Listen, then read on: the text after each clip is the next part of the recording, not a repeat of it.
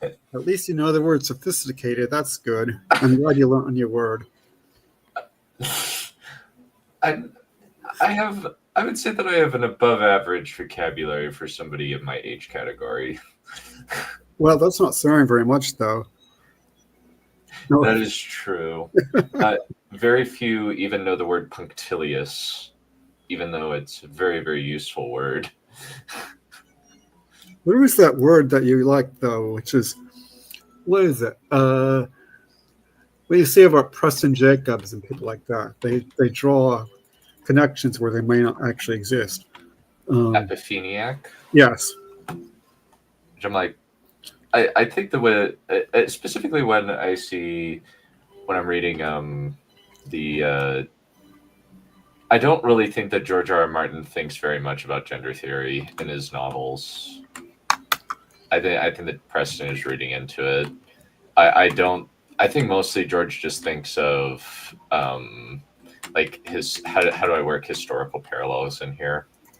That's been my experience of George's commentary on his own work. Yeah, I mean, he's certainly interested in just gender roles and stuff. It comes up with Arya and Sansa and stuff, but I don't know how. And Brienne, too. I almost said Brienne.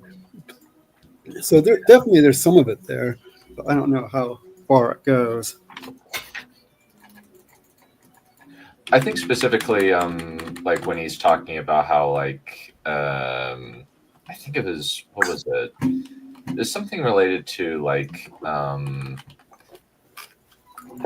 think it's like something in, I think kind of whenever he says the swords are dicks thing, I'm like, oh, that. Yes, he does have a riot with that. All right. Yeah, as well as kind of the idea. I think that there's some things where I'm just like, okay, that's accurate when he's talking about Jon Snow and showing like the idea of Jon Snow versus Alistair Thorne, where Alistair Thorne is kind of an example of like toxic leadership and is like kind of a bad person, that the best way is empathetic leadership. I think that actually tracks. Yeah.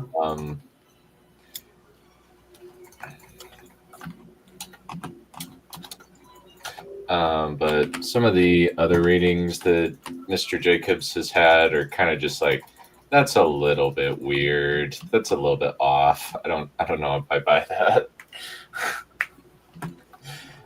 But I'd be interested. One of these days, I'd be interested to kind of take a look at it. I think like even like his thing on the evil acts of Jon Snow. I'm like, I think you're overstating the evil in this case, where he just says, "Don't look away, Father will know if you do." I'm like, yeah, it's not that evil.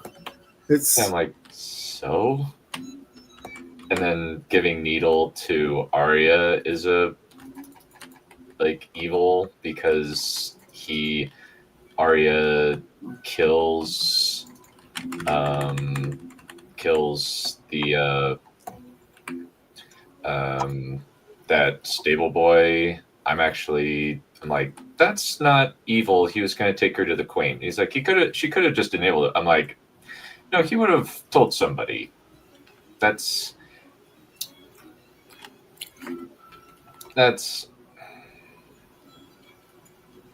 You could say it was reckless, though. Giving like a 9-year-old girl a sword might be kind of reckless. You could argue that, I guess.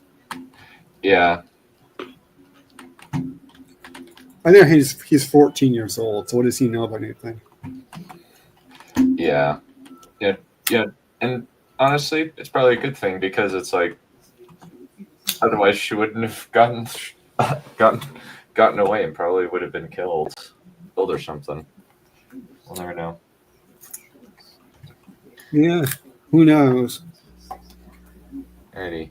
Anyway, she need to have it for plot purposes anyway. Indeed.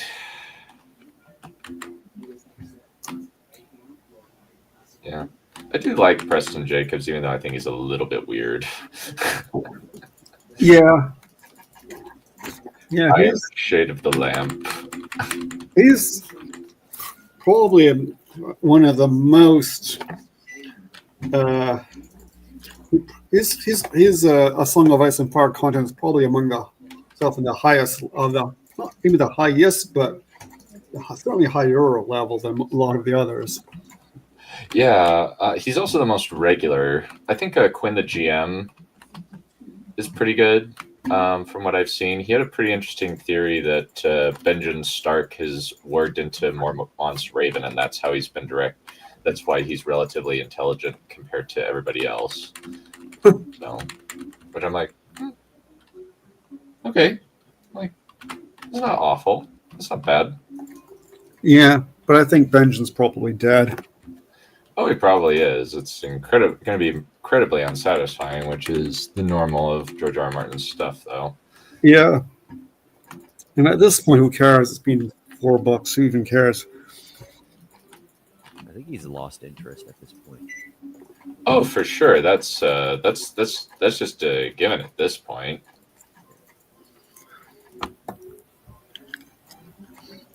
Yep. So anyway, I'm still having lunch. I'll be having lunch for a little bit longer. Sounds I got good. a long one. All right. Oh, good. Yeah. All right. I got a long one here just for you. No comment. If you know what I mean. Oh, no. Well, you know, it's like I always say, anything can be a double entendre if you say it right. Good morning. Nice weather we're having. Am I right? That just sounds sarcastic. What do you say? You look quiet. That sounds sarcastic. Oh, Say it. bother. You have to say it in this undulating way. And there's also the suggestive pause. Okay.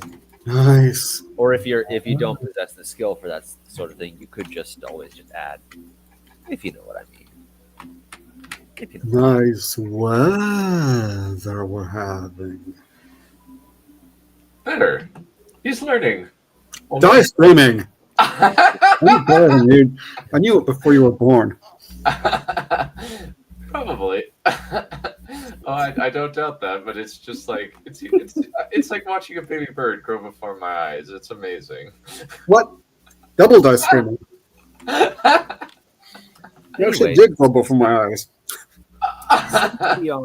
Since we are already live, should we perhaps get on with the show? Perhaps, yes. All right then. Shall I go first? Please. Please. Very good. So I'll be taking a bit of a break from the waters of Accra this week. I've found myself in a bit of a dry spell, which is not related to the re-release of Oblivion. I swear, officer. So instead, I will be presenting something that I actually wrote for this group a while ago. Back when I first joined, we were still doing the writing prompts, and the prompt was something to do with the North American fur trade in the early colonial days. So I decided it was something that I actually wasn't able to get ready in time to present at the time, but I've kept it around, and I've always just been really fond of this particular story. And here it is. Man is a strange beast.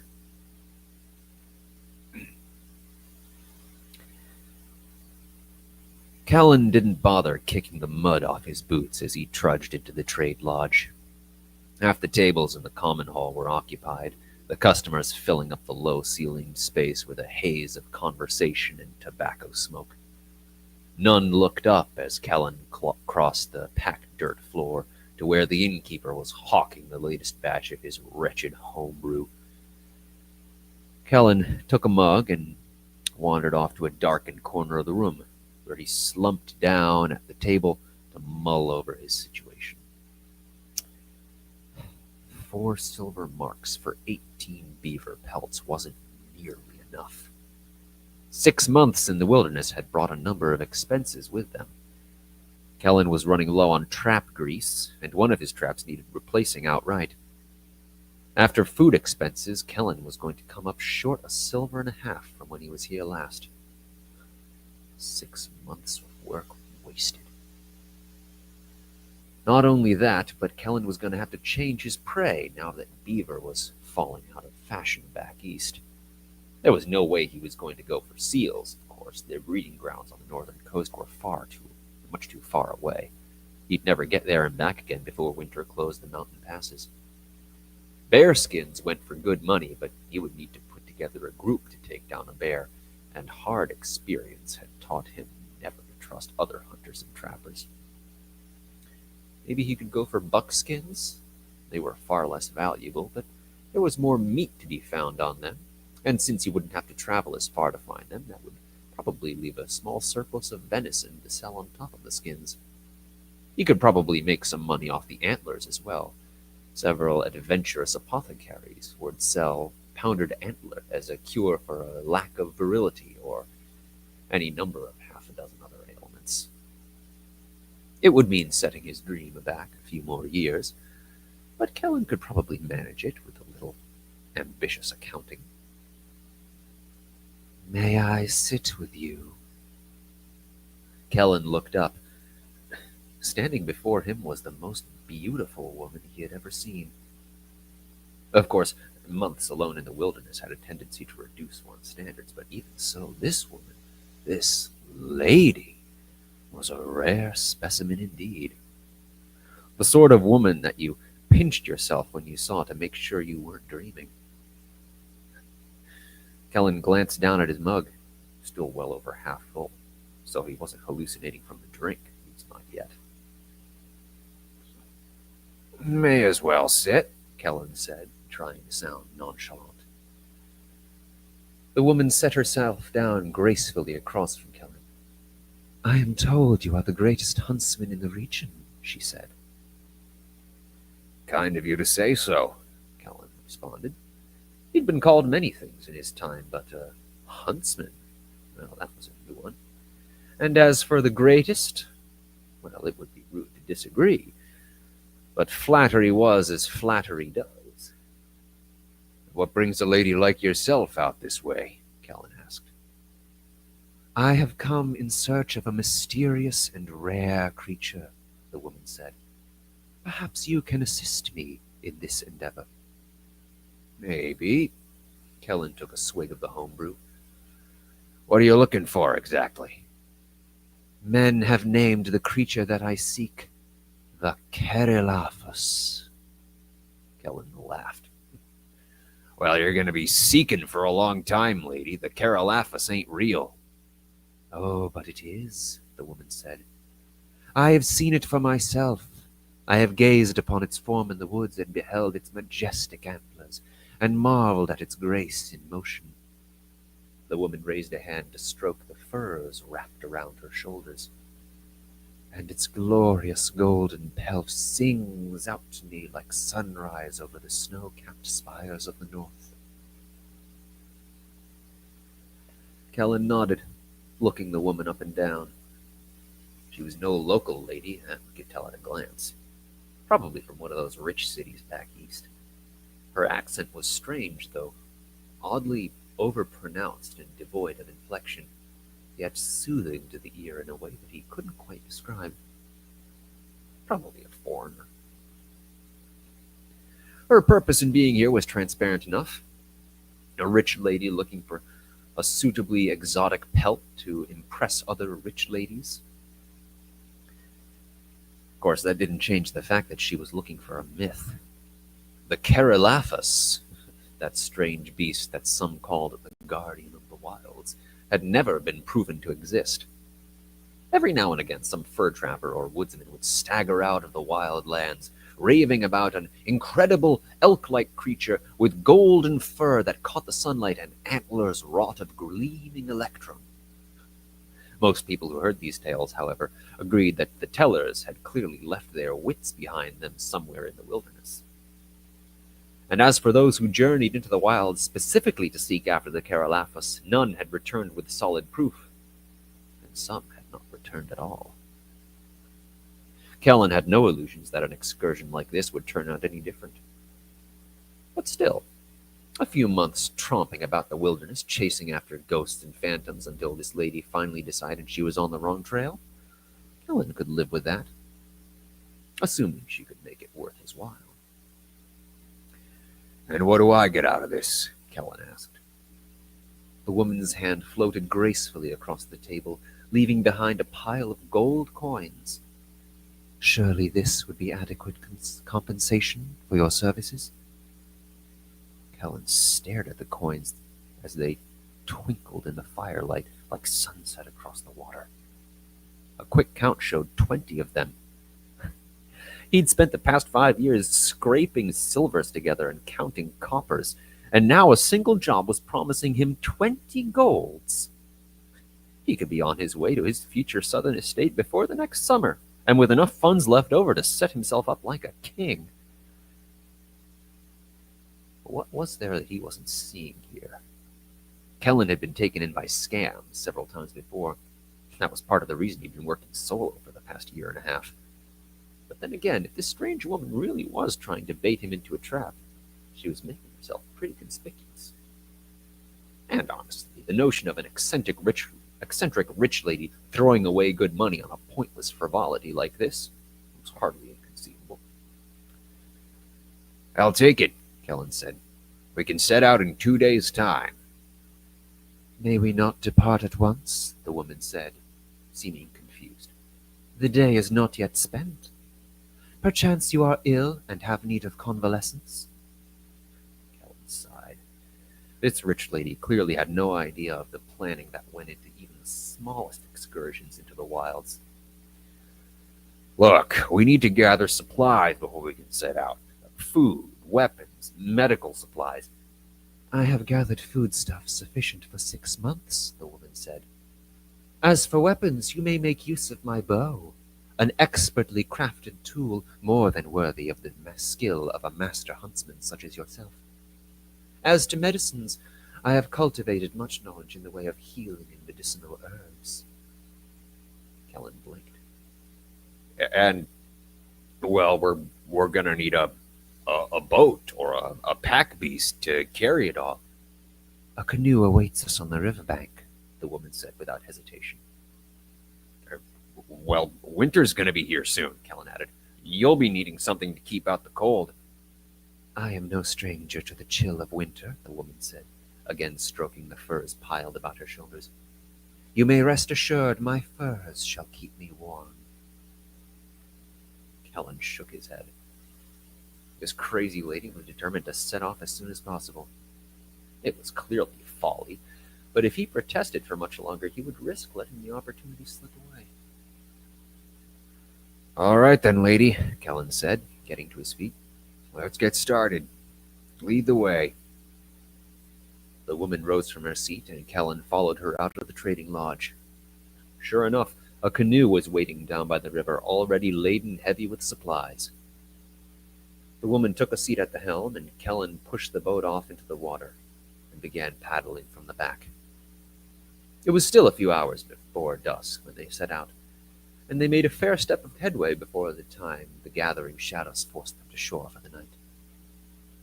"Tell me, Master Huntsman," the woman said as Kellen struck up a small campfire on the river bank, "are you learned in the lore of the Caralaphus?"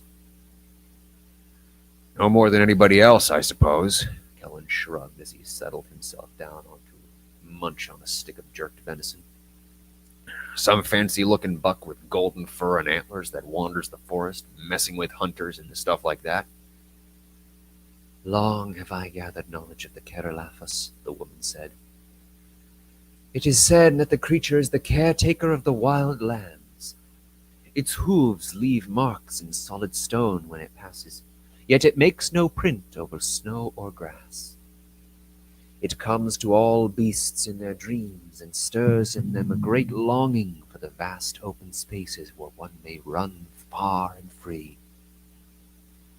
It was the Kerelafas that first scattered the stars across the heavens in the ancient times before any other creature yet moved or breathed upon the earth. Kellen didn't know how long he lay listening to the woman's strangely soothing voice before sleep claimed him. She might be a few pelts short of a fur coat, but the lady could sure spin a worthy tale. And who could say? Perhaps there was something to these legends after all. As the days came and went, the canoe bore them ever northward. The air grew colder as they traveled. Winter was drawing nigh, with each turning of the great wheel of the heavens. Kellen and the woman passed the days mostly in silence, though every now and again the woman would point out a rock formation that has been supposedly crafted by the Kerelafas itself, or indicate a cluster of bushes on the shore whose leaves could be chewed to drive away fever. Every time they stopped for the night, the lady would continue on about the beast. It stewards the wilds in all things, she says. It calls down soft, nourishing rains, the secret shroud of fog, and the mighty symphony of storms. It knows the mind of all the beasts of the land and the skies and the waters of the earth. All save one. Which one? Kellen asked absently as he went about making a campfire. Man, the woman said. Man is a strange beast. Long ages past, he left the wild lands and did not return. Now he is sundered from nature, and his ways are foreign, and his thoughts are queer.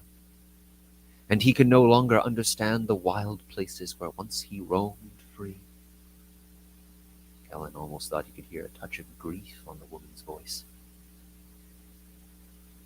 After a few weeks, a towering cliff parted the river down the middle like a knife-splitting sinew.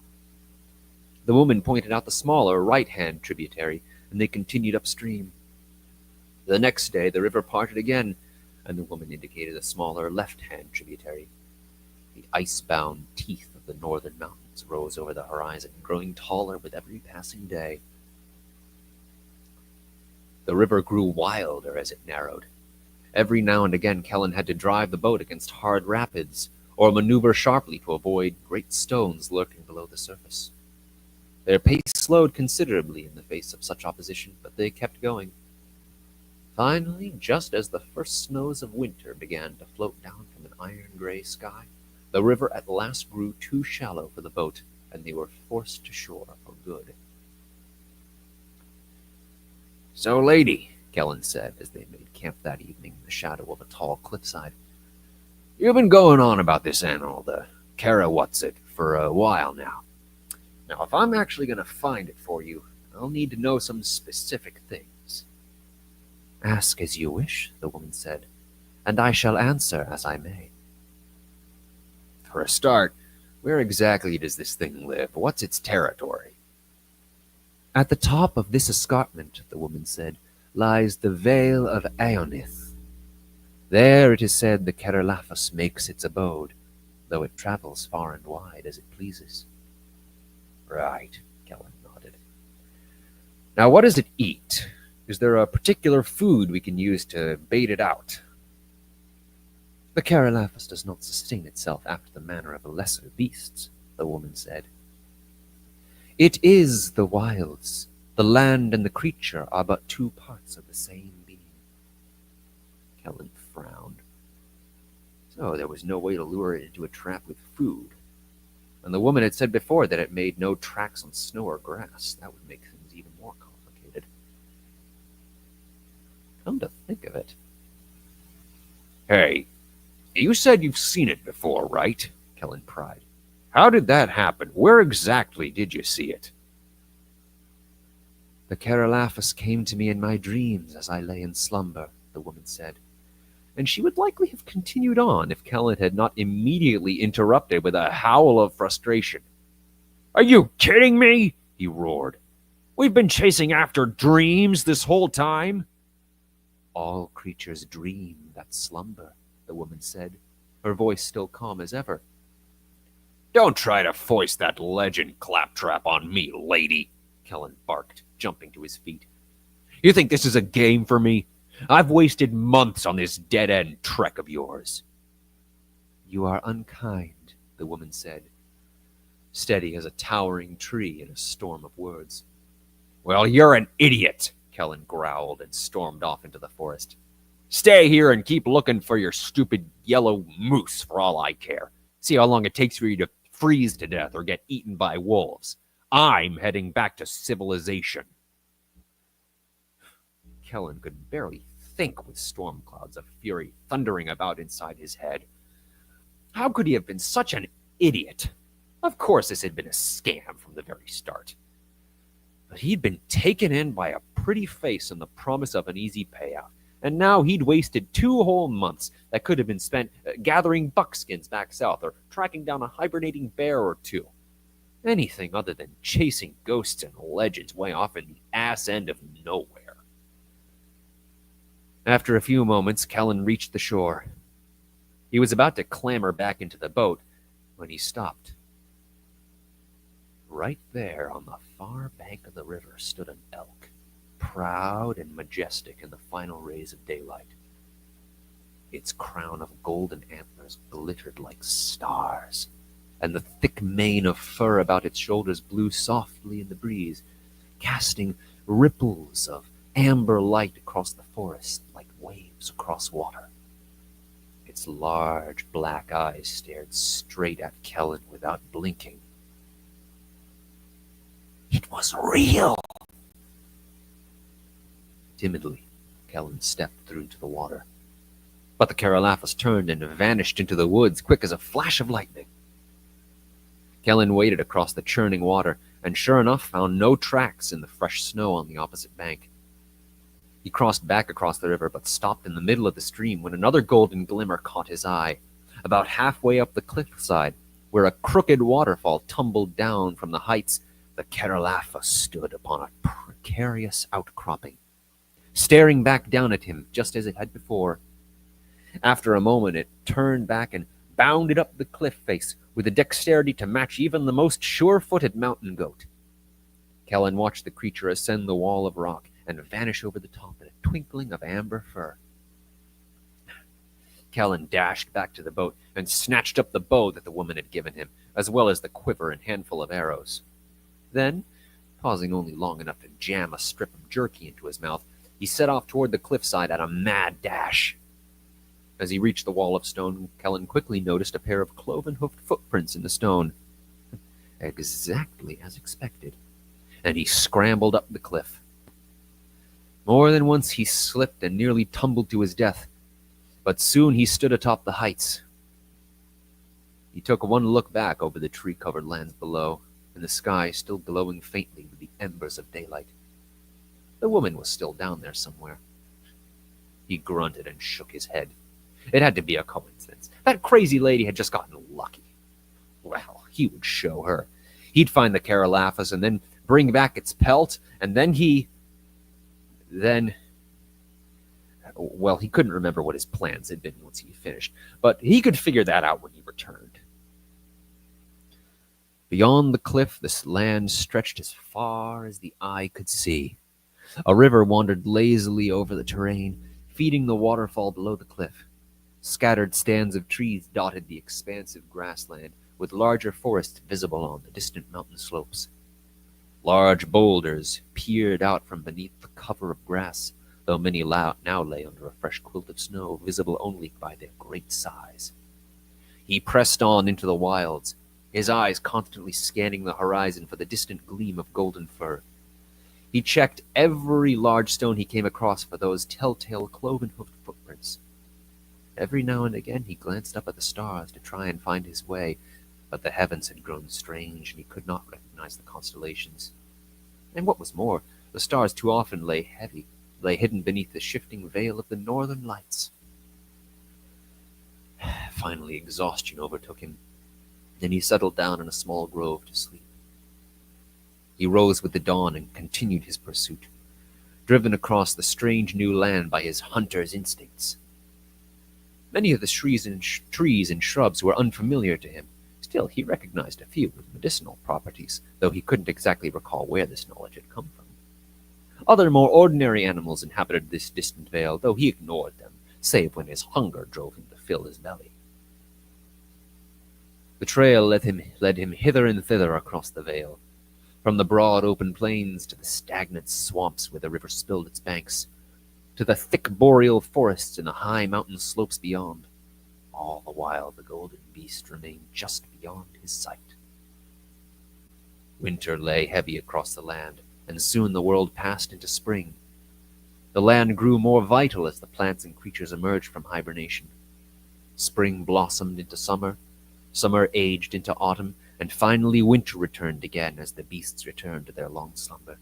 Seasons came and went, blending into a single uncertain stretch of time. Still he sought after the golden vision that had so long eluded him. It was one morning at the very peak of summer, as he was crossing the bank across the great open plains again, just as the place where the sparkling waters slid over the great cliff face.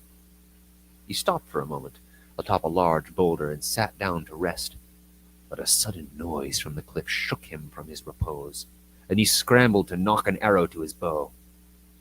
He watched the edge of the cliff intently, ready to loose a shaft at the first sign of danger. A creature clambered over the lip of the cliff and onto the grass. He watched carefully as the beast got to its feet. It was a human. The first one he had seen in... He didn't know how long exactly, but certainly there were no others in the vale. "Oh, hello there," it said, waving at him. "My name's Jaren. Who are you?" Yes, this was how humans communicated, with their voices. He had to think about his response. It had been so long since he had actually needed to use his voice for speech. Kellen. I'm Kellen. Yes, names were important things to humans for some reason. They were weird like that. "Nice to meet you, Mr. Kellen," the Jaren said.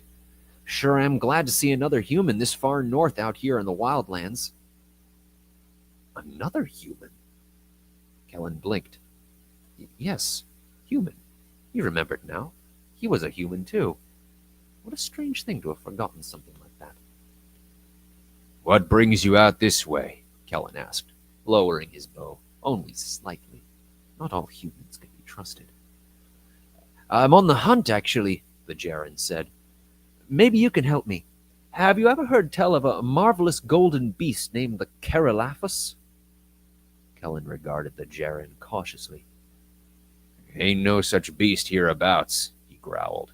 "Maybe try somewhere to the south." The Keralaphus was his quarry. Let this other human find its own hunting ground.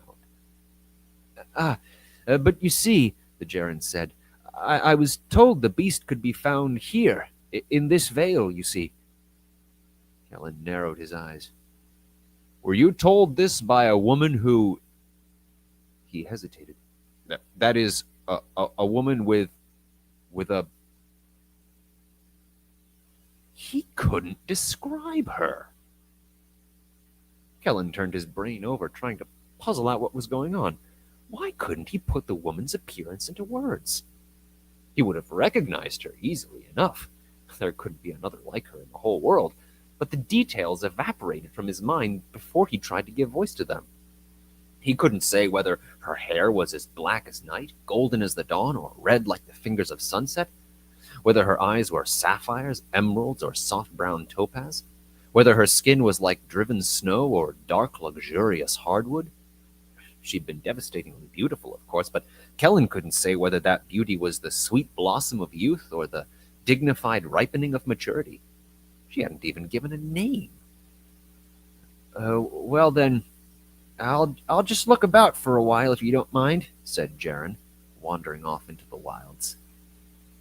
But Kellen was no longer paying attention to the other human.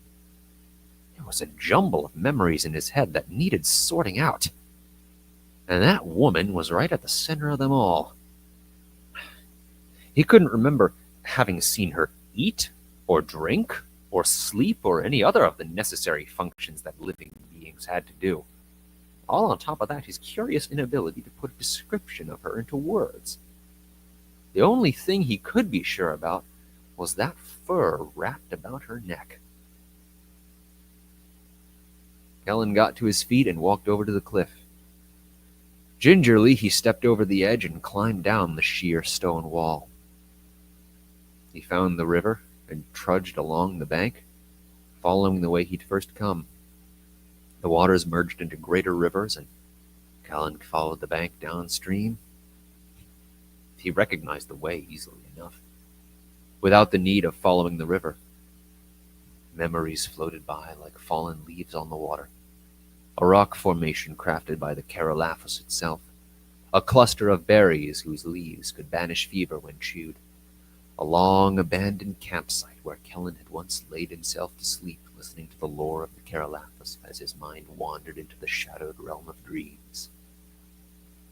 It seemed so familiar, and as well it should, Kellen reminded himself, for this was the way he'd come. And yet, had it really been him? The memories were there in his head, but muddled somehow, fractured and confused as though they had come from a completely different mind. Months went by. Summer became autumn, which passed in turn to winter as the snows came in. By the time Kellen reached the trading post, the river had frozen over, and men had bored holes through the ice to pull fish from the waters beneath.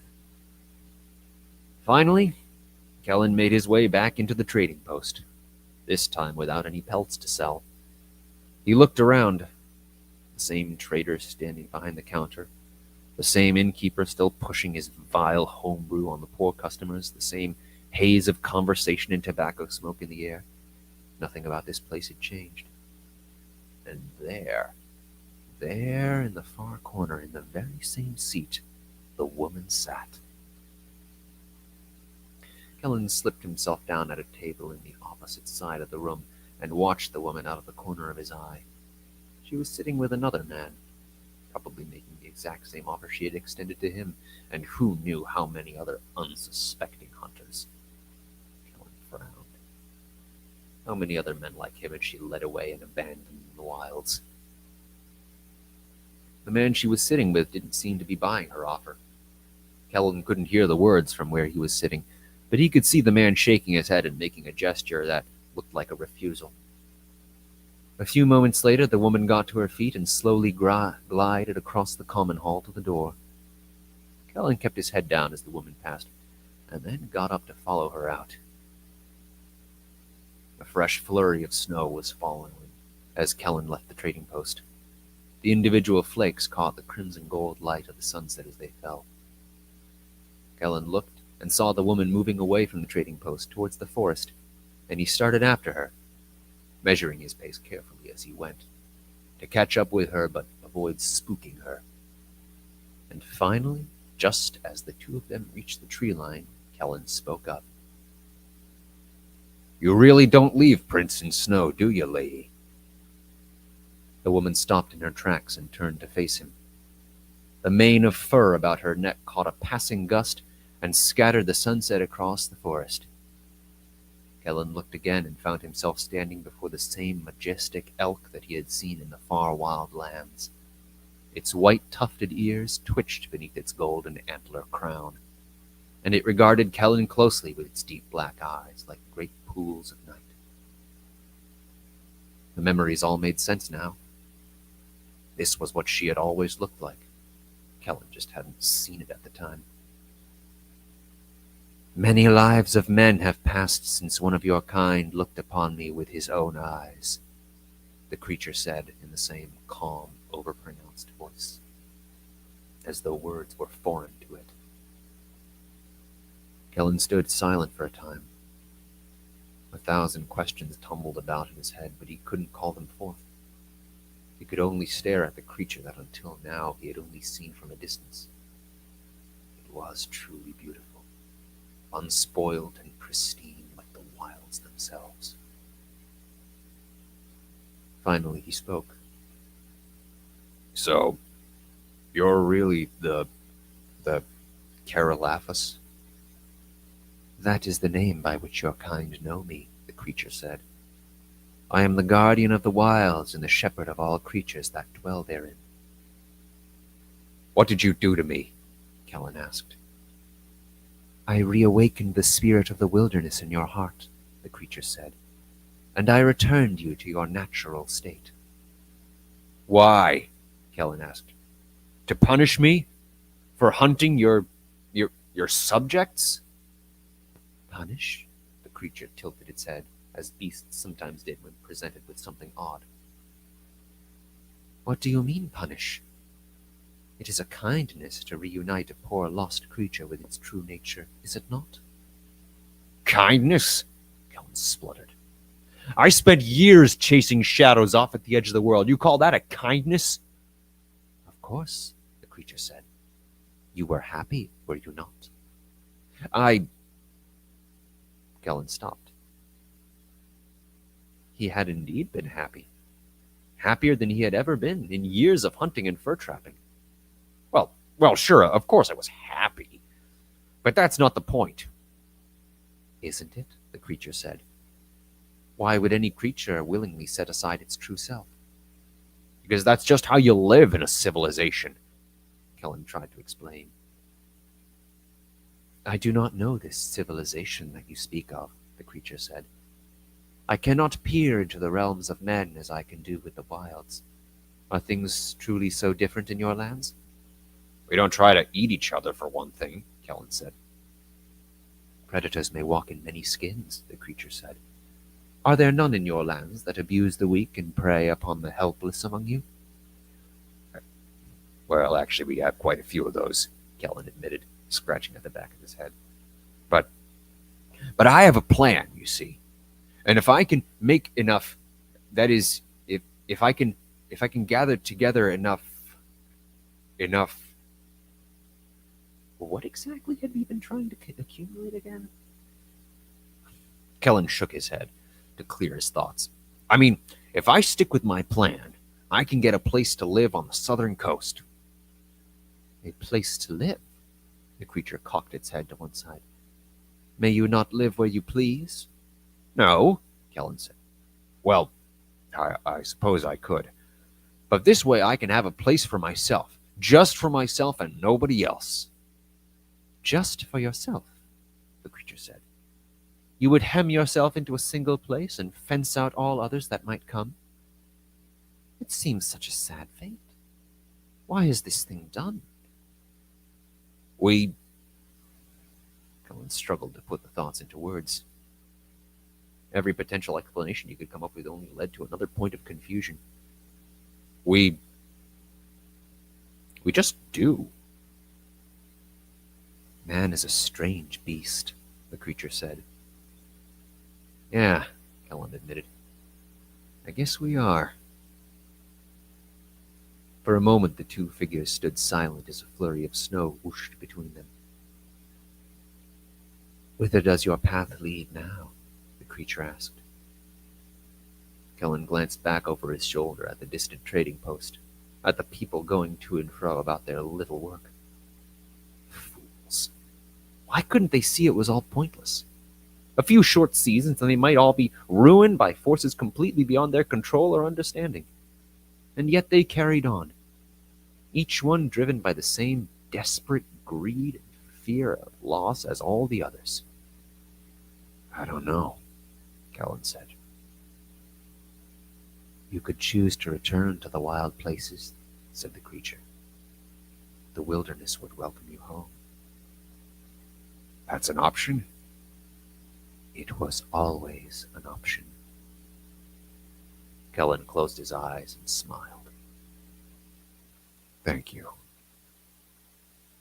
They walked into the forest side by side, and a fresh flurry of snow swept away Kellen's footprints behind him.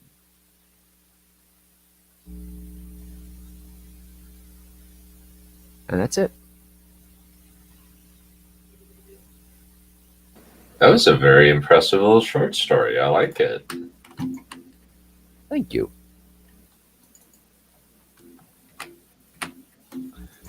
Yeah, I was super impressed. There was a neat little idea. Yeah, I had almost forgotten about that. It was a long time ago. Dang.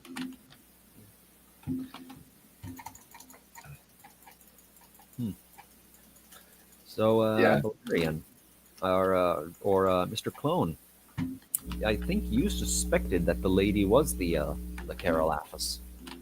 What exactly was it made you think that?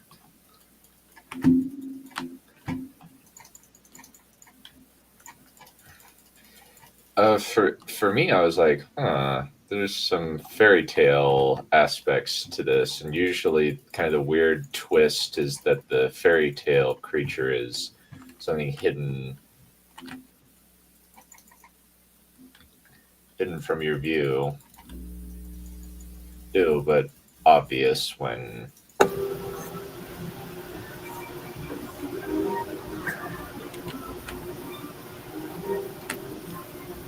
when found out. Yeah, I was half joking. I didn't necessarily expect that was actually going to happen.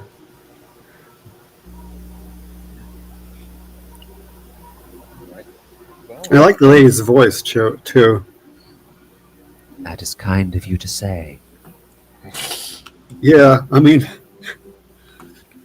I had to step away. Did he end up deciding to hang out with the creature in the wild, or did he go back to civilization? He went back to the wild. Okay. Yeah.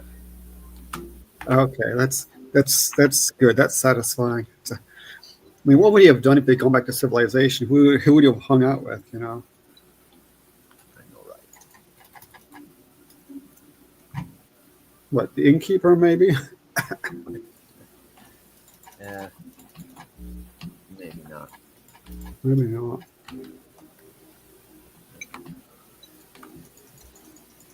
There was actually an extended introduction scene that I decided to trim for time, where Kellen basically takes a whole bunch of beaver pelts to a trading agent who lowballs him on price. But I felt it wasn't really doing a whole lot for the story, so I decided to trim it. Yeah, I mean, I think we get that he's not really big on the whole human scene in general. We've all been there.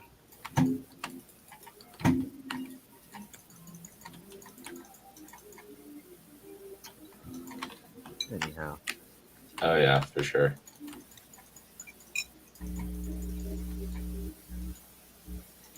Anyways, what else are you thinking about it?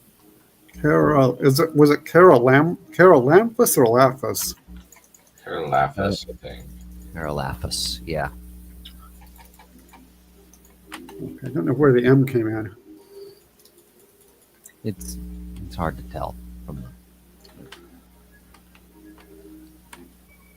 Yeah.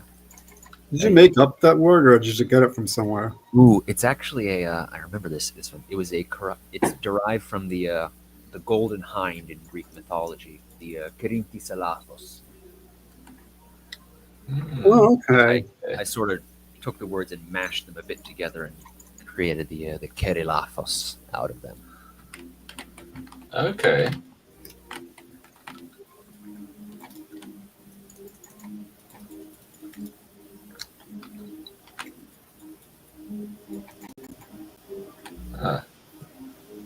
I like that. That's cool. Yeah.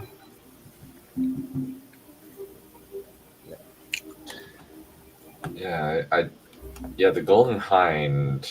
I really like that part of Hercules myth. It's one of the more creative tasks, aside from the boar and the stables. So I think that those are the two most creative of the various tasks of Hercules. Specifically, how he shoots an arrow into the creature's legs to trip it up.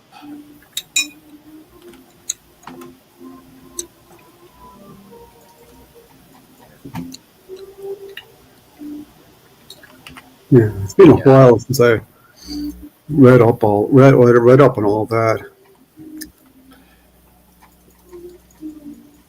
I've just kind of I watched the Gods and Monsters a few times and seen various different editions from the Percy Jackson version to or read the Percy Jackson version to the to various documentaries. It's neat kind of seeing the various interpretations of the myth and how they relate to humanity. I think specifically that Hercules is kind of the idea of kind of mankind slowly overcoming pieces of, and specifically Greek humanity, overcoming various obstacles. Like the first few, like the lion, the hydra, are both nature and aspects of man's vices, like the Hydra's lust, etc.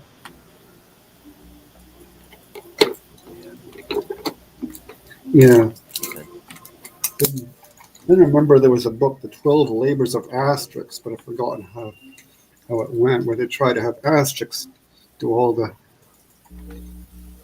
I don't think it was the same. I don't remember if it was the same labors or not. It's been such a long time since I read that. But you probably don't know what I'm talking about because it's from Europe. Oh, I know about Asterix and Obelisk. I used to read those at the library when I was a kid. Yeah, we read them in Ireland. I first read them when I was in Ireland. My grandparents actually have a collection of them. I don't think that included the actual 12 labors or whatever. Yeah, and I've totally forgotten what they were. Because I think I only read that book once.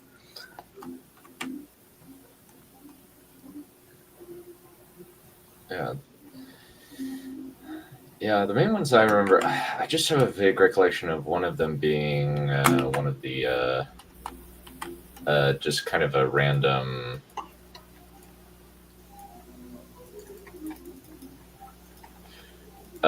like a random Roman attack on them or something like that. Well, that could be almost any of them. Yeah, it's kind of their thing. The one I remember most is Asterix and Cleopatra. Oh, that's funny. Yeah.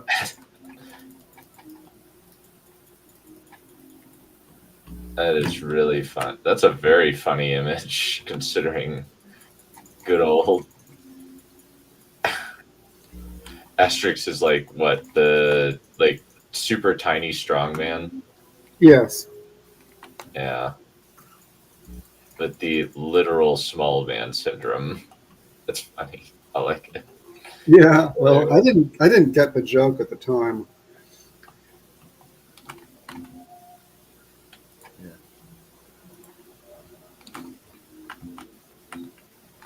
Although later on, the romance between Caesar and Cleopatra plays a part in some of them. In fact, I think it's hinted at in that book, too. It starts with them having a tiff. That sounds about right. Yeah.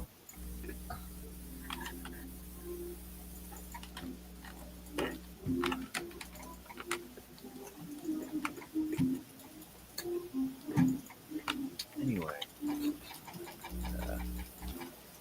Valerian, how are you doing? What? Yeah, I was just say, Valerian, how are we looking?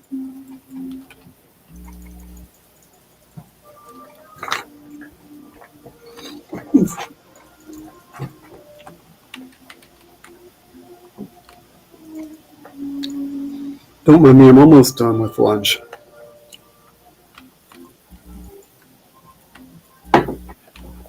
Valerian likes lunch. Yeah.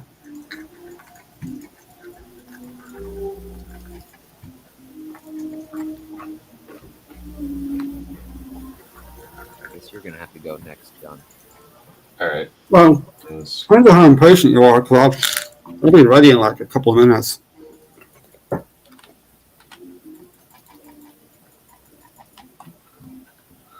Okay. So either way, it's up to you.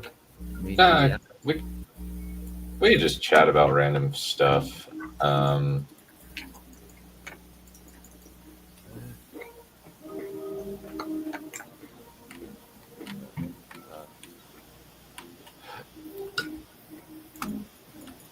don't know. What should we talk about?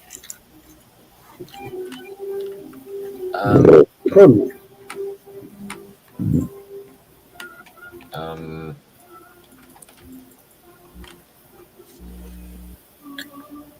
Nice weather we're having. so what were the main inspirations that kind of came to you while you were like coming up with this particular story, Carl? Well, it's like I said, it was just the prompt. The prompt to do with the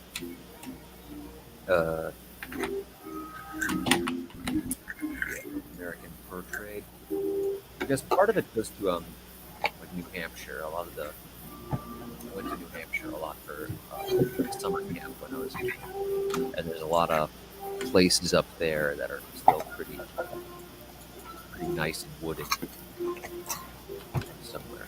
So that's sort of the I guess the backdrop that I'm thinking of when I see this. Ah, because for some reason I was thinking of Canada the whole time. Well, that's probably further north. But kid from Massachusetts, it's usually New Hampshire. Wilderness of New England.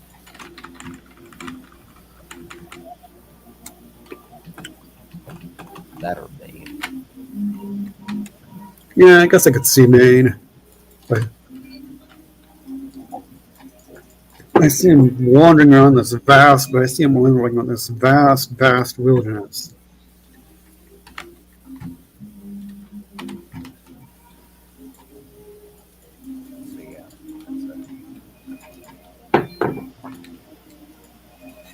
So yeah, there was also another thing with this. Something that one of those like Reddit things, like what about other countries do you actually really admire? And one commenter said that one of the things she actually liked about the United States was how we really value wild places. Because she said there really weren't a whole lot of those places left in Europe. Oh yeah, So the majority idea of Europe. So the idea of just leaving massive swaths of the country as completely open and as wild was eventually never considered. Yeah, that's true. They've been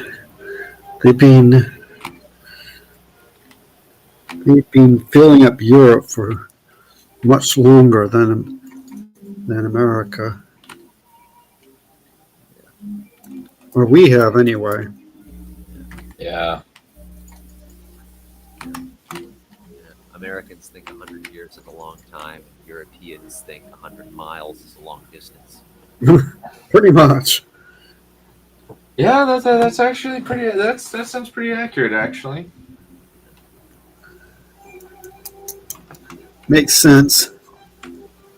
Since Europe, there's not a whole lot of like everything in Europe is pretty much public transport, or unless you want to go to a different place, and even then, Yeah, depending on where you are. Oh, But there yeah. are places that are pretty car-centric in Europe. Yeah, like Ireland. Ireland is kind of car-centric still, I think. Yeah, it's really sad because you look at all the look on openrail.org and you see all those abandoned branch lines in Ireland, and it's so sad. What, the ghost towns? Not the ghost towns, the railroads, the abandoned railroads. Oh, yeah. Places that are still very much inhabited, and they're just all gone. Oh, yeah. Or like in Washington D.C., we used to have a tram or a streetcar. Then they got rid of it because I think because the car manufacturers wanted them to. Oh yeah, yeah. Well, that's another thing. I was telling someone else about this at work in the break room today. A lot of people, praise the Netherlands for having made their country so friendly to bikes and to public transit, and not to make everything car centric. But part of the reason they're able to do that is because they don't have a domestic auto industry. Compare that to Prague, which has Skoda and is, in the Czech Republic, and they just had it was a real big controversy with them removing a whole bunch of bike lanes in Prague center, and that if they didn't have a domestic auto manufacturer and put their fingers on the scale, it's pretty likely that wouldn't have actually happened.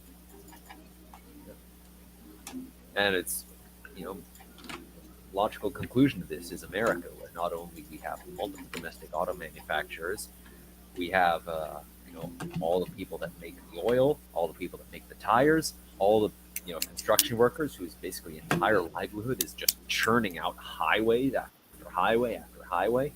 That's a lot of people who are very invested in keeping the car-centric status quo as it is. Yeah, that sounds about right. Yeah, yeah, full of the money, I'm afraid. All right, now, yeah, I'm looking at openrails.org of Massachusetts right now where I'm at, and there's a whole bunch of railroads that are still used for freight, but could very easily be repurposed for passenger usage.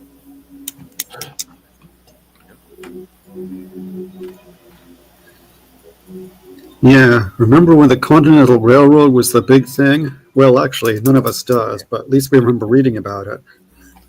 Well, it's about to be another big thing because of the Norfolk Southern Union Pacific merger. Yeah. Which hopefully that doesn't work out.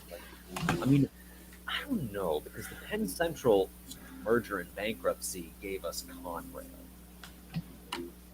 So there's a very good possibility that if they can go bankrupt, after a potential Republican administration, after the Democrats come back, there's a possibility, fingers crossed, but we might be able to get Conrail back, and that would be awesome. But, I'm not holding my breath. Nah. Well, can always hope. Hope springs eternal. Yeah. Pretty deep stuff.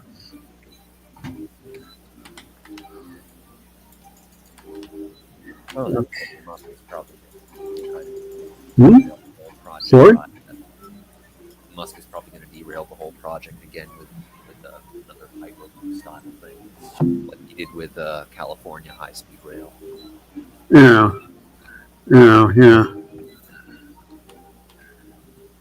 Yeah, that unfortunately doesn't sound too unlikely, considering Elon Musk's track record of doing really weird financial decisions.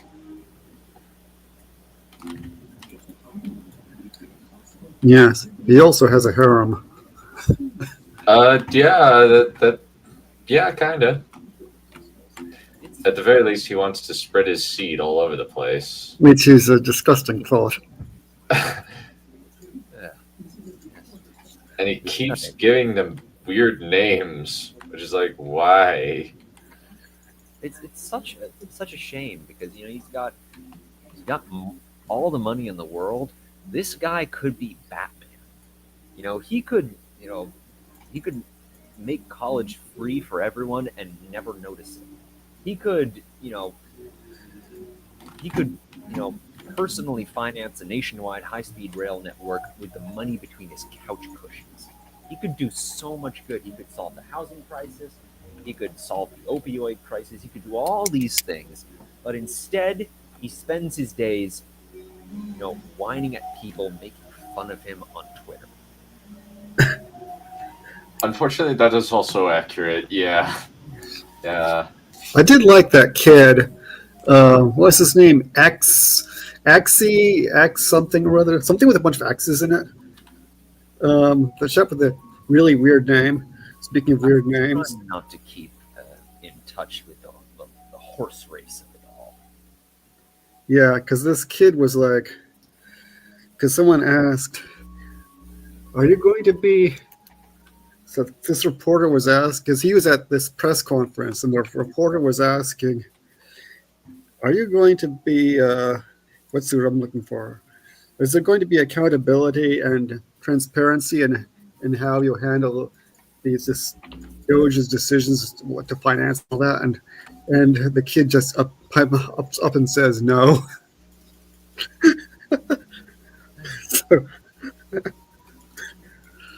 so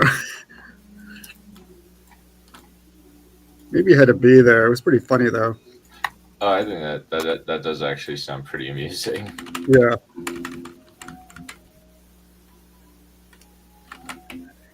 Okay. Well, I guess I may as well start reading now. All right.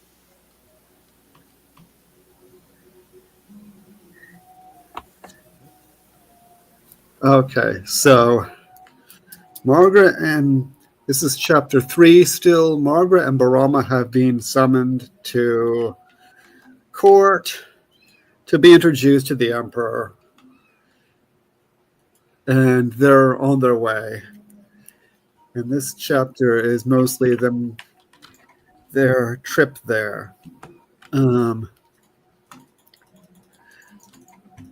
So let's see what happens with this section of the chapter. After supper. Oh, is my radio too loud, by the way?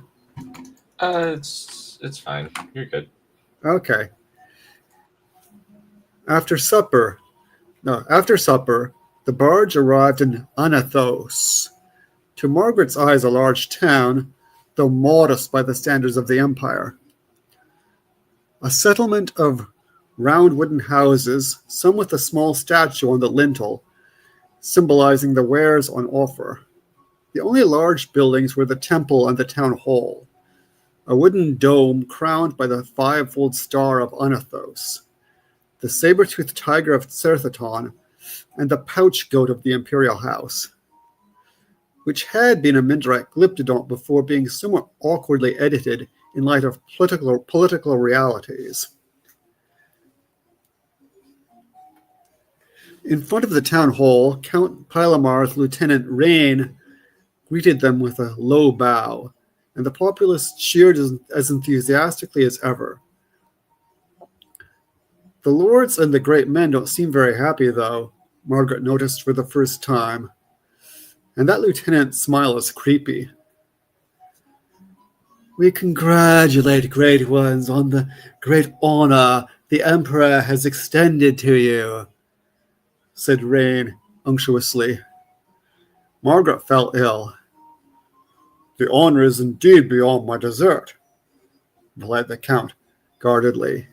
He went on to order that provisions be placed on board the barge while he and his fair daughter distributed largesse from the town hall balcony. "To hear is to obey," smirked Rain. He accompanied Margaret and her father up a ladder that led to the town hall's scallop-shaped balcony, before excusing himself to carry out the count's commission. "Why do the nobles look so grumpy?" whispered Margaret. "The wealthy find us rather a burden," replied her father. "When you come to rule, you will soon feel the bite of their ingratitude. Now, here are some coins to toss to the people, but remember to say as little as possible." "Yes, father," said Margaret. As they tossed gold and silver to the commons, the latter roared its approval. Soon Rain returned and led them down the ladder to the public square, whence they repaired to the count's town house, where they spent the night. The next morning, Margaret sent home her first letter with Pylamar's courier, a sad, frightened letter. She spent the rest of her birthday trying to enjoy the festival of the wedding of the palm trees. Then they saw the beggar. Clad only in a ragged tunic made for a man twice his size, he was defaced with pockmarks and missing several teeth. "Alms!" he cried out. "Alms for a poor cripple, the victim of a cruel landlord!"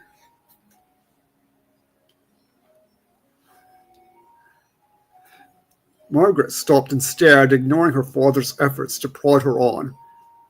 "What did your landlord do to What did your landlord do to you?" she asked.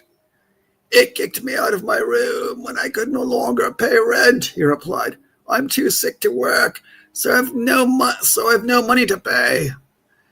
Margaret was indignant. "Who's your landlord?" But before he could answer, Rain cleared his throat and cut in. I am, little great one." Margaret made a face. She hated being called little great one. "I'm not a little child." "I'll discuss the matter with you later, Lieutenant," said the Count. "I'm sorry, Margaret. There isn't the time now. We must be on our way. I thank you, Lieutenant, for your personality." Personality. Hospitality. Sorry. It didn't seem to Margaret that Rain had been particularly hospitable, but she said nothing and made her best curtsy. Then the Count hastened off, practically dragging Margaret after him, as the beggar's entreaties resounded in their ears. Pilamar threw him some coins, and he quieted down. As they left, though, Margaret could hear Rain yelling threats at the beggar. "Oh, no. Now it'll be worse. I should have kept quiet like Father says. He'll be angry now." Once they were well out of earshot, he turned to her and said, "You have a good heart, and you were not wrong to try to help him, but you ought to have been silent and spoken to me about it later. You aren't old or wise enough yet to know how to handle these things. And," he lowered his voice, "we are in danger. You are in danger. Prudence." "I'm sorry," said Margaret rather too loudly. "It's just, I hate cruelty." Pilamar made a gesture for quiet and explained, "One should never be cruel to the commons, and one should treat them with justice, mercy, and generosity. But we cannot always force others to do the right thing, if it is the right thing in this case, about which we know nothing. And what did I tell you about not attracting attention?" Margaret bowed her head.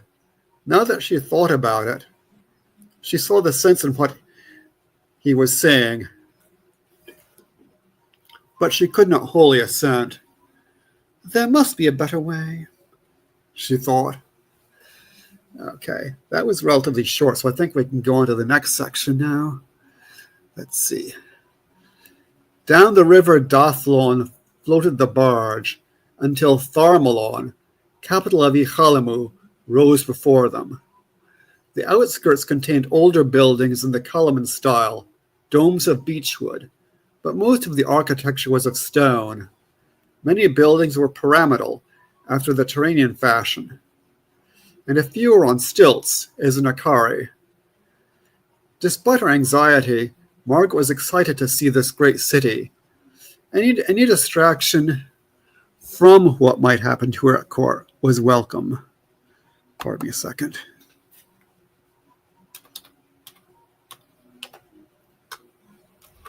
There. In the courtyard of the great Ingra of Tharmalon, Margaret gazed upon the statue of Brahm, the patron of Ichalimu, holding the sacred ninefold star in both hands. The imperial dynasty made the somewhat dubious claim that they were related to him, but her father hardly seemed to notice all these marvels. "I can't wait to see the sacred palms of Tharmalon," said Margaret for the 100th time. "They told Shelnar and Malzeril, daughter of Azargun, to build their city there." "We shall see." He said it almost grim. Whatever happens, be wise. Why is he saying that? Is there some evil here, too? I had hoped we were safe until we came to court, at least. Is it, and then out loud she said, is it true that the royal line of Ihalimu was born from the fruit of the sacred palms? She asked, hoping that at least was a safe topic. He laughed, but replied, of course not. You are too old to think such follies. Do you not know the story of the holy Brahm blessing the palm trees in gratitude for their having fed him? Of course I know that, father. But when they arrived at the Plaza of Palms, she understood. The trees could scarce be seen, and not by accident either. The imperial government durst not eliminate the trees altogether, but it had them enclosed by a high wall instead. An inscription explained how an imperial ancestor named Oea had planted the palm trees there. This story had been blatantly trumped up, but denying it was inadvisable. Hard by the palm stood the governor's palace. Sorry. I need to do another quick edit, sorry. Okay. Hard by the palms.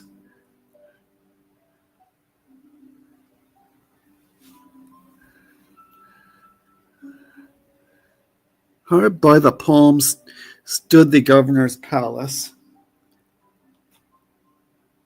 and the common people who wished to admire them were shooed away by the guards. Sorry, I have to fix this sentence really quick. All right, I'll fix it later. No, I think I better fix it now. Sorry.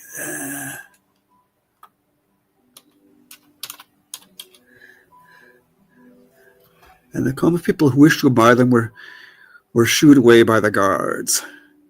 Margaret was seething, but did her best not to say or do anything rash or foolish. What? What? The emperor won't let us see our own palm trees? They're ours. We had them for centuries before the Sandaranians. Now we shall have to call on the governor, said her father, with a helpless gesture. Be wise, and say as little as possible. Limit yourself to polite inanities. Even talking about the weather can be risky these days.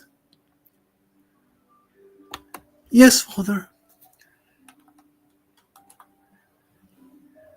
Good daughter, said the count, smiling. A brief smile, and his face became a mask as they approached the palace gate. The guards waved them in. And maybe that's a place to stop. How long have I been talking?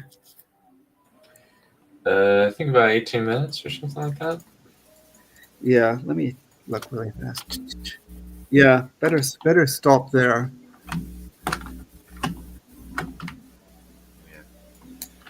Grumpy nobles. Yeah, Grumpy. you would be too. Perhaps. Though I will say there's a slight grammatical error I noticed there. Cruel landlord is a tautology. Well, yeah, but To fix that at some point. well, to be fair, he's probably uneducated, so. Sorry. I don't suppose we can blame his innocent misunderstanding. Yeah. Yeah. Maybe he doesn't know about any other landlords. I will say though, barges. I do love me some barges in Fantasyland. Yeah, this one has a proud, the shape of a saber-toothed tiger's head. Very snitty.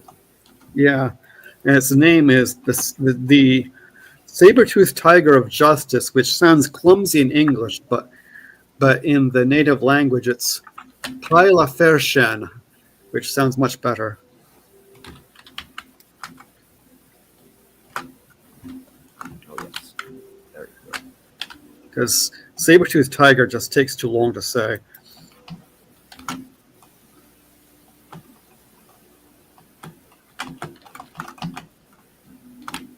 I just think that the saber-tooth tiger is a pretty dope and fairly creative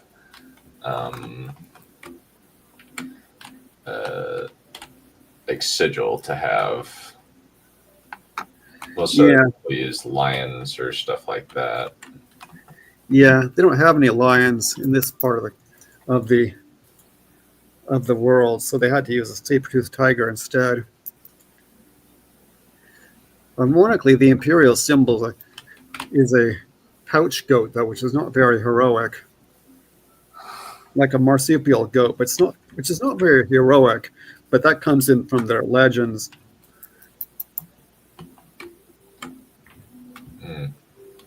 Marsupial goat. Yeah, there was a marsupial goat who was there was a hero back in the day who had a marsupial goat, and the marsupial goat would go with him on his journeys and do various tricks and pranks and stuff. But of course nowadays he doesn't do that anymore because he's been made more majestic and imperial. But that's kind of a spoiler.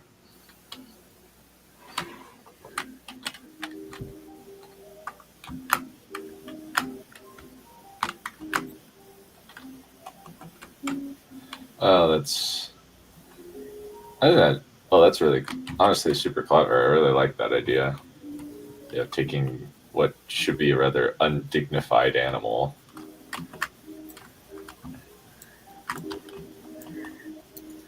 Yeah, they Actually making it like an imperial sigil, kind of like a Muad'Dib.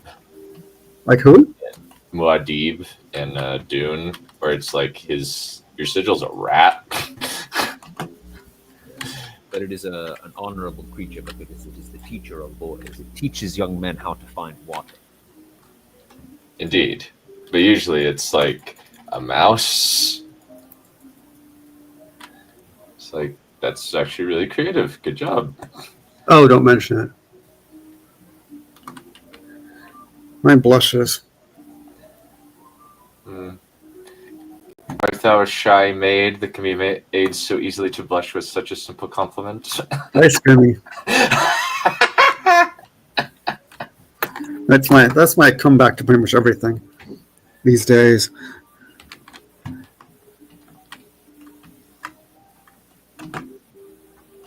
Indeed.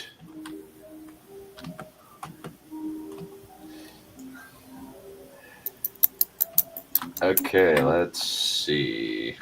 I just gotta find where I left off. Oh, also, just a quick clarification, Valerian. This is young Margaret or younger Margaret? She's only 12. Yes, that makes sense. Yeah, she's still only a child, but she's already heading to be introduced to the Emperor, wants to put her in his Barusa.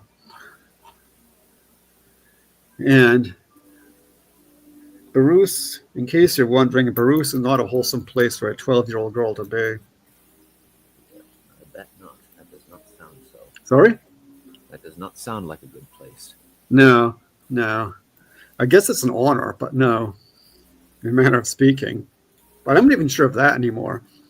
But don't want to spoil anything, though.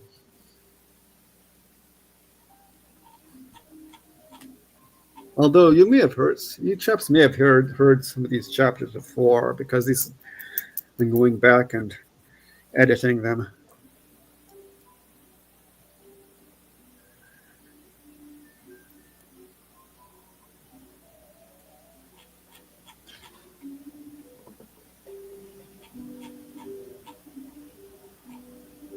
One second, let me get to the point.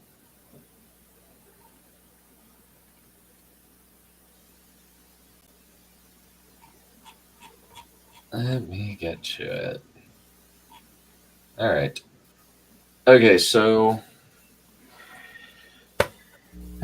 important context is that the Delphar are now engaging in their second assault on the Darkmouth, and now they have tried negotiating with the Azareth, but the Azareth have said no, and now we are going to be engaged in the second assault on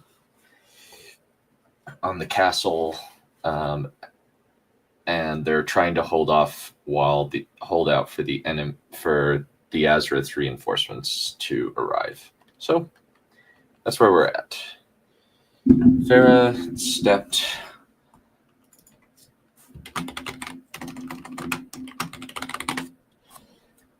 forward to stand at the front of the Olympians on the middle wall of the Darkmouth, their crossbows held at the ready, though not loaded yet.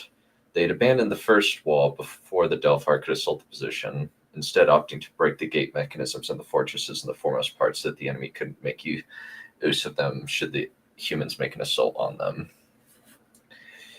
Now that they were beyond the first wall, though, the enemy was in just the right position. Trebuchets loose. She didn't raise her voice, but the power of her gauntlet carried it throughout the walls.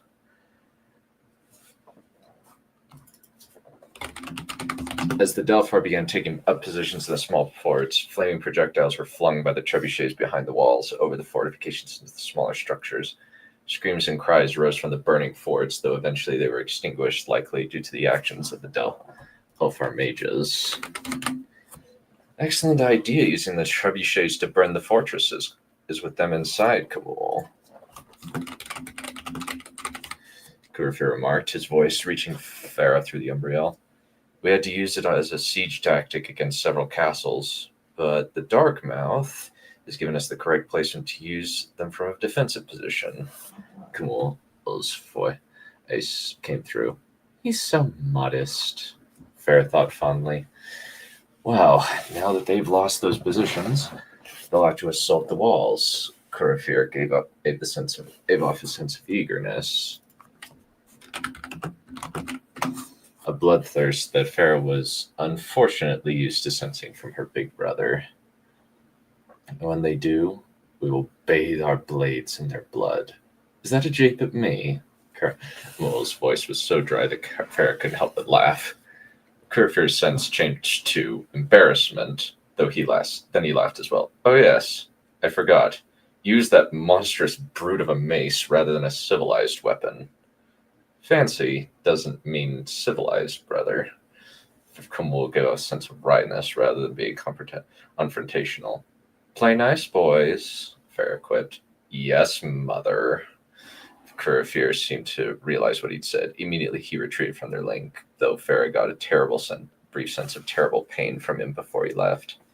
Wisely, Kumul didn't say anything. Breathing deeply, Farah started pacing up and down the line, making sure that each man was ready. Not just his equipment, but his will and courage were prepared for the fight to come. Show them no mercy, Farah declared as she reached the center, turning to face the enemy army. For you will get none in return. No surrender to the death. She drew her sword and let it hang. To the death! The Olympians started chanting and banging their chests with their fists. In a long line, the Delphar are lined up with their strange Dryamar allies behind them, many carrying rocks or clubs. The tree people carrying rocks started throwing them at the walls, dents and cracks forming as they hurled the stone projectiles at the fortress. The trebuchets began losing their loads, but only a few hit their marks, causing the giant tree men to stampede, waving their burning hands. However, the enemy retaliated with their own archers, firing a storm of arrows in the Olympians' position. Shields! Now! Kumul bellowed.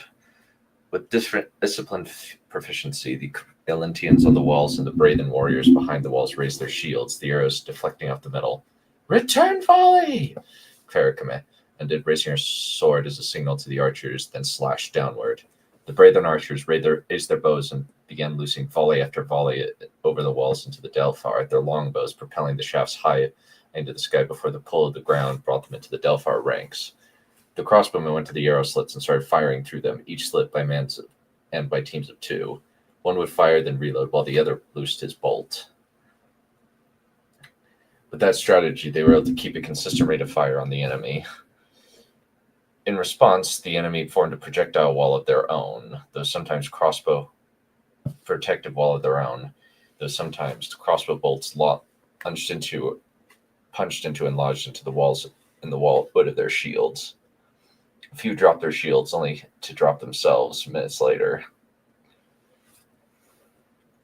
They did advance rapidly, though, and soon it became clear they were bringing up ladders. "Get ready!" Camille drew his sword, then transformed it into a huge mace. The spikes on the head seemed to eat the light as he raised it high above his head.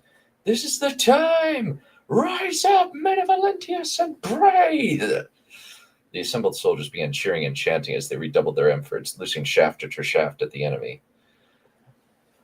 However, as the ladders were set at the walls, vines wrapped around the crenellations, making it so that they couldn't push them off. Many of the Olympians drew their blades and started trying to cut them, but they reformed the plants and simply reformed as quickly as they were cut. "Leave the vines and prepare to repel the attackers!" Camille went to one of the ladders. "Archers of Braid! Loose over the walls until you're down to half quivers!" The Braithen archers obeyed their warlord's orders immediately, sending volley after volley into the Delphar. Despite their efforts, the Delphar kept on climbing the walls until finally they started slashing at the defenders. The first few fell backward with the crossbow bolts in their heads and throats, but eventually they leaped over the walls and started clearing openings in the formation.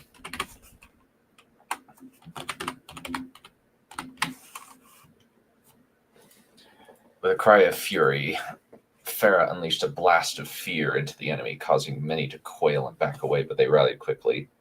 Someone had to be strengthening them. Down the wall, Camille was hurling Delphar from the wall by a simple expedient of smashing them in the chest as to her head and tossing them backward, some of them already dead from the force of the impact. Farah's blade cut down any Delphar that got in front of her, but they were beginning to swarm the wall by sheer weight of numbers. Kurfir's ghostly warriors spread out in front of the gate as the Delphar launched a full-scale assault on the gates. The bridge leading to the entryway rapidly becoming a mess of bodies. Despite the number of apparitions, the ghosts fell quickly before the Delphar's blades. A sit in a snarl, Farah cut down a pair of Delphar before shifting into the Umbriel to dodge another strike before re-emerging and stabbing two of them through the neck. 6, 7, 8, 9... she shrieked, laughing as the joy of battle surged within her as she cut her way to Camille so that they could fight together. "How many have you killed?" 17. Camille's mace thudded into another of the Delphar, crushing him into the stones. Suddenly, he swung his mace in a wide-eyed arc, smashing two of them into each other and hurling the walls to their deaths below. 20. "How?" Farah demanded, stabbing the Delphar through his armor, the flesh rotting like cloth when her blade, like moldy cloth when her blade cut him. 10. Abruptly, Camille's mace transformed into a spear. Then he lashed out, the spear going over Farah's shoulder. She turned to see a Delphar warrior drop to the ground, his shield cord clattering to the stones. Camille retracted his spear, the weapon becoming a mace. "Thank you," Farah nodded, then glanced toward another area of the walls. "The enemy is hitting us down there. I need to take care of them." Camille nodded and closed his fist, the power of his gauntlet surging outward in a wave of dark smoke. For a moment, the Delphar quailed as if faced by some great beast. Then they quickly rallied and pushed toward against the tall Olympian warriors who were manning the wall.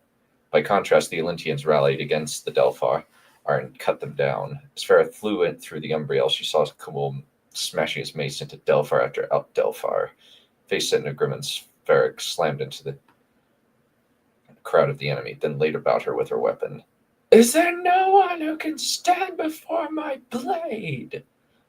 Right as she shouted that out, the gate exploded. Kurfir bared his teeth as the Delphar at the Delphar as they pushed through his spirits. His amulet glowed a bright green as he summoned fresh waves of undead to face the immortals.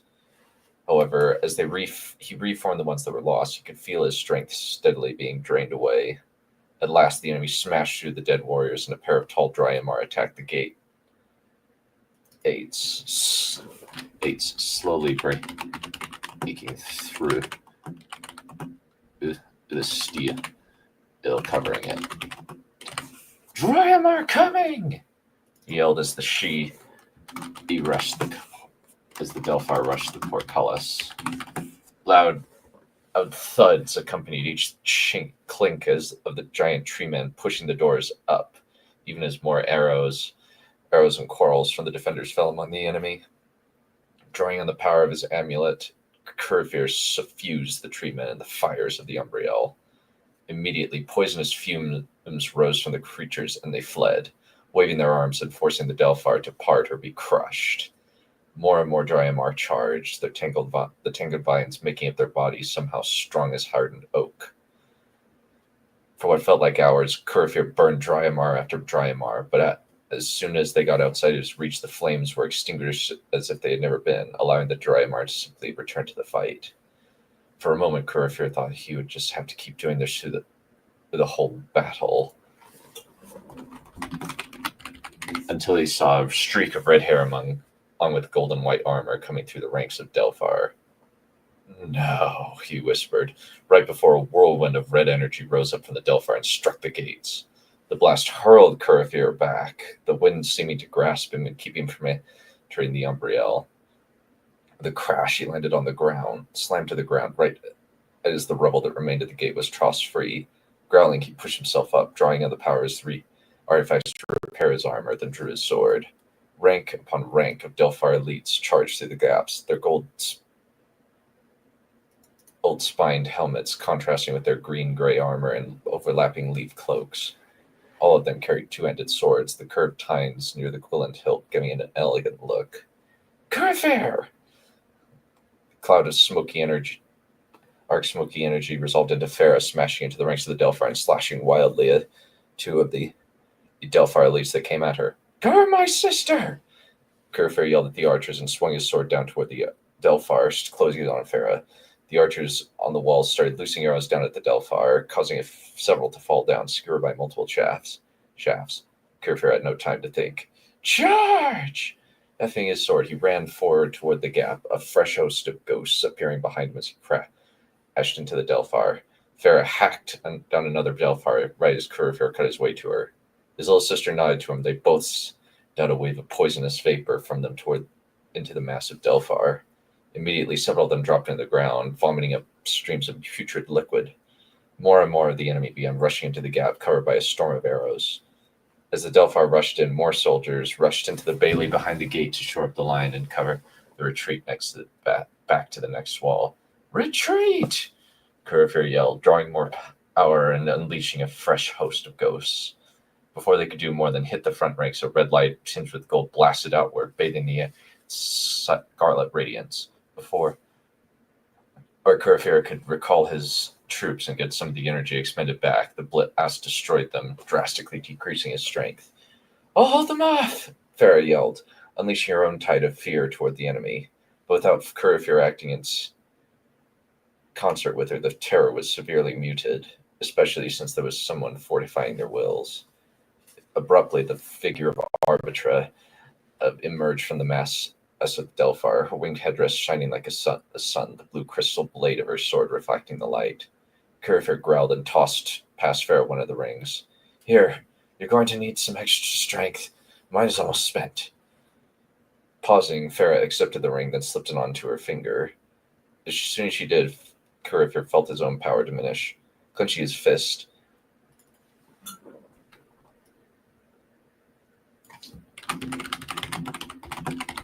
gritting his teeth, Curfear drew more power, feeling his soul erode as he let the essence of the Umbriel suffuse him.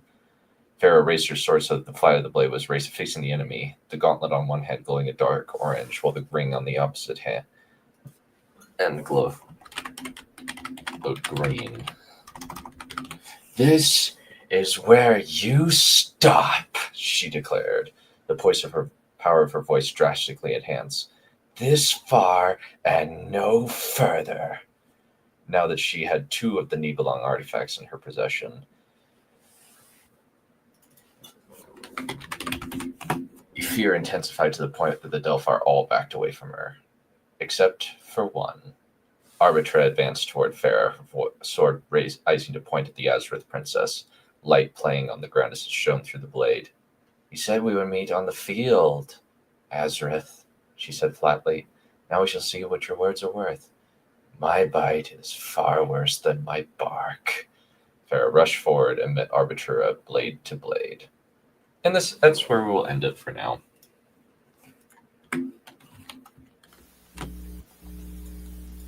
Was that a Star Trek First Contact moment there? I've actually never seen Star Trek. No further. Oh, I actually got that from I think it was there was a stream where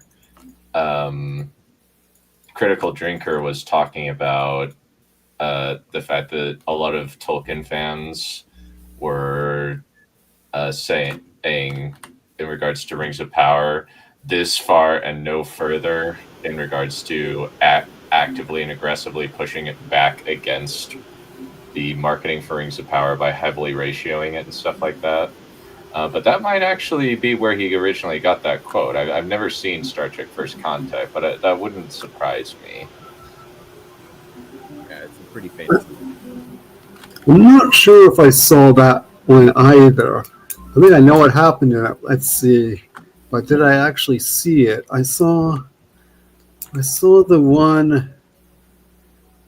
I saw the one with the health planet, where Picard's at the health planet with the healthy lady, and I saw that. With the healthy lady, that's funny. I saw that one, and I saw the one where Data pushes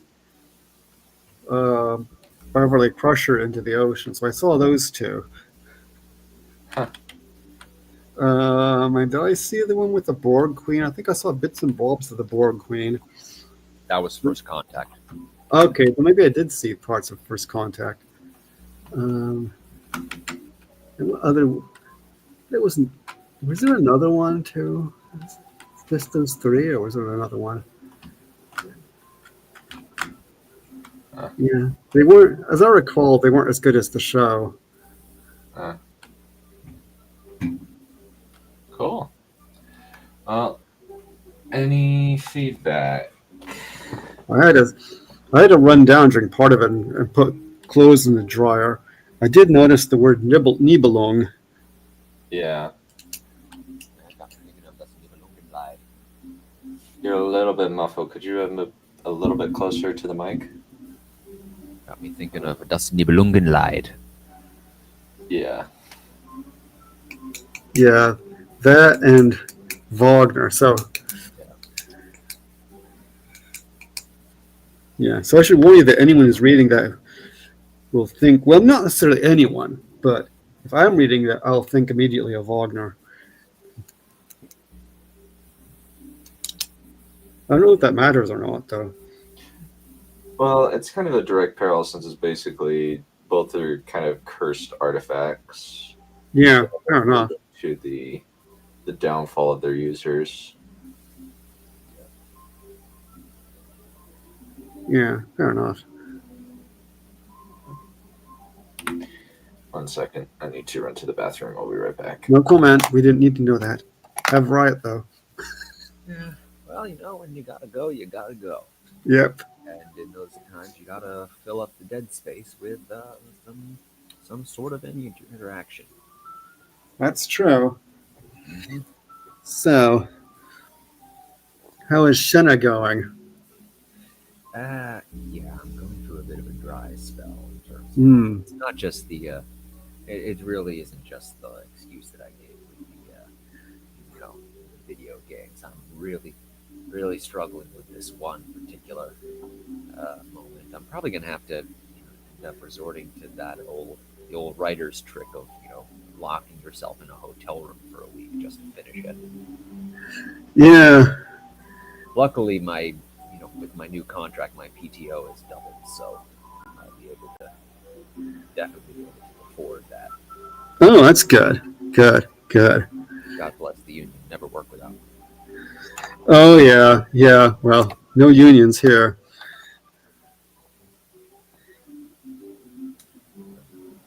Yeah, we don't have. If we were federal, we might have them, but we're contractors, so we don't. Yeah, they do that deliberately, specifically so they can avoid paying out benefits. Yeah, figures. Not surprising. Yeah. Although even being a unionized federal worker doesn't seem to help. Being in union doesn't seem to help federal workers that much anymore. Federal jobs are getting worth less and less. Yeah.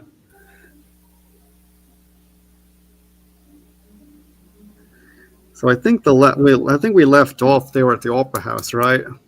Yeah, they're at the Opera House. So the beginning of the next one is probably going to be the tail end of that scene, and then we're gonna slowly work our way back into the more consortium business, and we will finally see them sort of butting heads with the magisterium and how that works out. So Okay, that's cool. Interesting, finally bringing things back together. Yeah, I remember the opera chapter. I remember two things about it. One being that the women, the aristocratic ladies, were all not paying any attention to the art at all because they were so focused on necklaces and stuff. So that's one detail I remember, and the other being the whole operatic disaster. Well, it's his fault wearing feathers. Yeah, and because that's a whole genre of opera jokes is the opera disaster. Like there was, I don't know if you know anything about Tosca, but at the end, the heroine is supposed to jump off a parapet and yelling something dramatic. Well, in this case, so the question arises: how are we going to do this without the singer getting injured? So apparently at one opera they had a trampoline. So with the good news is she didn't get injured. The bad news is she kept jumping up back up and everyone saw it. Yes, and that kind of spoiled the effect. Yeah, that's the. I remember that was the thing. We had a really great theater director in my high school, and for my junior year they did Godspell for the musical. Yeah. It's about the crucifixion of Jesus is where it ends. It's not the book; it's the gospel. And and we had these trunks that was sort of our gimmick, and they were in a circle. And for the first act, they're just like in a circle because we're all just getting together. And then for the second act, we had them piled up in one corner, looking real ominous. So obviously, everyone's going to think, okay, that's where they're going to do the crucifixion. And for the whole second act, everyone's just sort of looking up at that big spot, just thinking eventually that's where it's going to be. That's where it's going to be. That's where it's going to be. Nope. They did the crucifixion downstage center, 2 feet from the audience. And it was the most awesome thing ever. Yeah. I saw Godspell once in a production where they traveled all over the world. So he was in India, in China, and everywhere, and so forth. And when he was in India, that song about something about sinful man or foolish man, that thing was done by this lady, and she's doing like this Indian belly dance or something. One of those like sensuous Indian dances, and it was kind of jarring, kind of amusing in a way, and Jesus was really cool in this one. So it seemed like he got crucified for being really cool. What's the topic? Star Trek still? No. Theater. Theater. Oh, okay. Not quite Star. I was like, that would be interesting. I've never heard of a belly dance happening in Star Trek. Well, actually, I think there You ain't was. been watching the right ones. Yeah, there actually was one in like the pilot, the original pilot of the original series. I think there was a belly dancer type. There was this green lady who was doing a sensuous dance, and then of course the hero was supposed to rescue her and protect her from the aliens, all this stuff. But then it turns out that she's actually this ancient woman who's been stuck there and been given an illusion of her beauty and all that.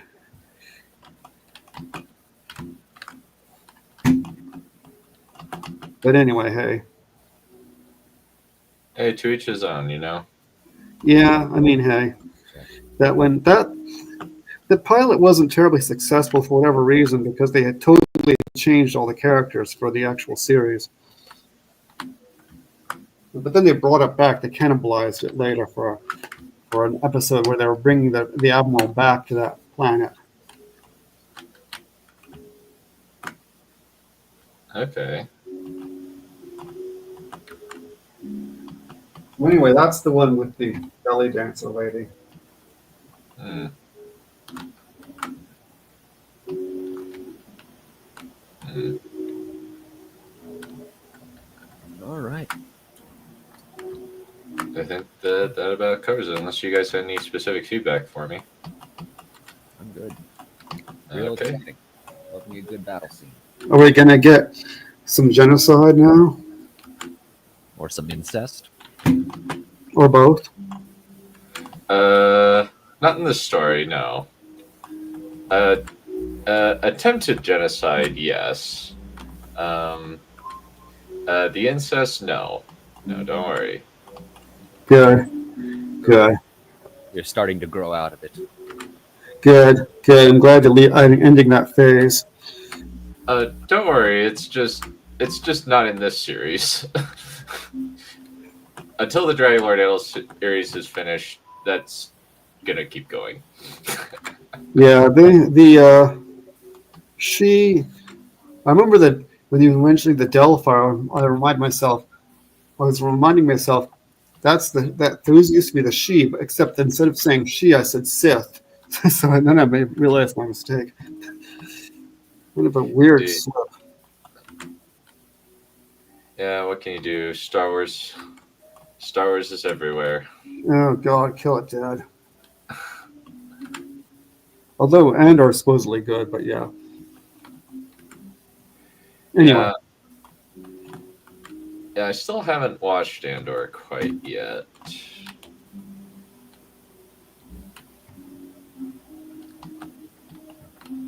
Yeah, I haven't watched it either. Yeah, it's kind of one of those. I'm like, do I break my boycott just for that? I'm like, yeah, it's a completed story. It was successful. I'm gonna wait till Kathleen Kennedy's out. There's always piracy.